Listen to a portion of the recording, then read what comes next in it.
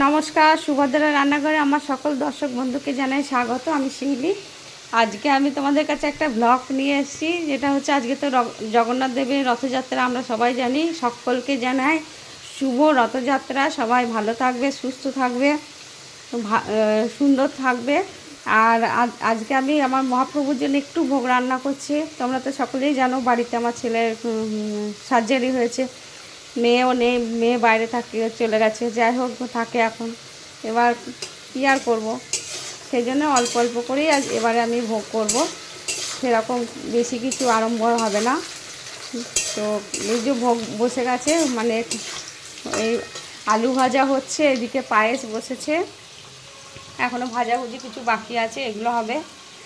তারপরে এখন রান্না বান্না কিছু হবে, এখনও পোলাও হবে, তারপরে ছানার হবে, হ্যাঁ, মালপো হবে, এসব কেমন কিছু হবে, লুচি টুচি হবে। যাই হোক, তোমাদেরকে আমি দেখাবো যা করবো আমি একটু একটু করে সব। তো তোমরা আমার সাথে থাকো। এখন রাখছি। আমাদের মালপো বানানোটা শুধুমাত্র দেখাচ্ছি। মালপোর জন্য আমি আটা নিয়ে নিচ্ছি, ময়দা নয় কিন্তু, এটা আটা। আটা দিয়ে আমি বানাবো। এই 4 চামচ মতো আটা নিয়ে নিলাম, এই আর 2 চামচ সুজি দিয়ে দিলাম, আর পরিমাণ মতো একটু চিনি দিয়ে দিলাম স্বাদ অনুযায়ী। আর এটা হচ্ছে গোলমরিচ ক্রাশ করে নিয়েছি, কিছুটা দেব, মৌরি ক্রাশ করা মৌরি, আর এটা হচ্ছে বড় এলাচ দানা ছাড়িয়ে রেখেছি, দিয়ে দিলাম। এবারে আমি এটাকে মিক্সড করে নিলাম।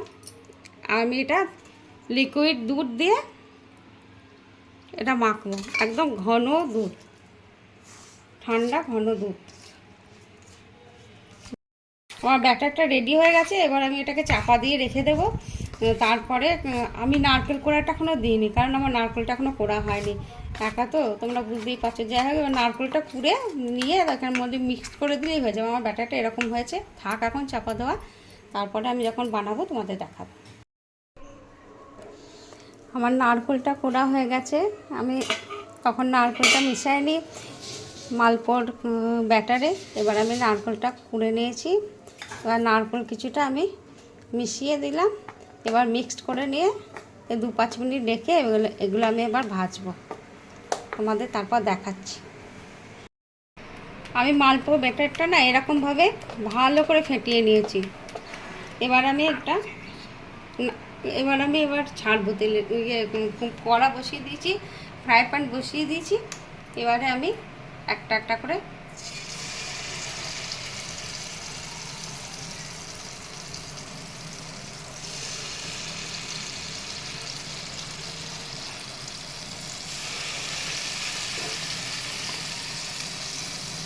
ফ্ল্যাট জায়গা হলে কি হয়, একসাথে অনেকগুলো দেওয়া যায়। আর একটু এরকমভাবে আমি আস্তে আস্তে ভাজা হোক, তারপরে উল্টাবো। আমার এগুলো ভাজা হয়ে গেছে। এবার আমি এগুলোকে উঠিয়ে নেব।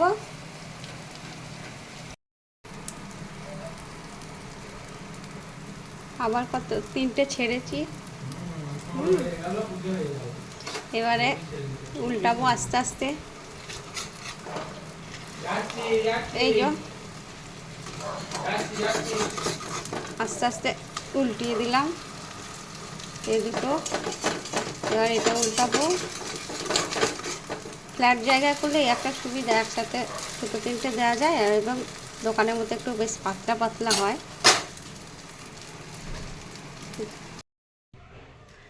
আমার জগন্নাথ দেবের ভোগ রেডি এবং সার্ভ করে দিয়েছি। তোমরা আমার জগন্নাথ দেবকে, মহাপ্রভুকে দেখো। আর মা দুর্গা, মহাপ্রভু সমস্ত আছে এখানে, কেষ্টরায় আমাদের বাড়ি। আর ভোগ টোগ সমস্ত দেওয়া হয়ে গেছে। আর একটা কথা, আজকে আমাদের বাড়িতে দুর্গা পূজা হয়। আজকে আমাদের মা দুর্গার গায়ে আজকে মাটি পড়বে। রথের দিনে মাটি দেওয়া হয় মা দুর্গার কাঠামোতে। আজ থেকে আমাদের দুর্গা পূজার শুভারম্ভ শুরু হয়ে গেল আমাদের বাড়িতে। তোমাদের সাথে এটাও শেয়ার করলাম আমি।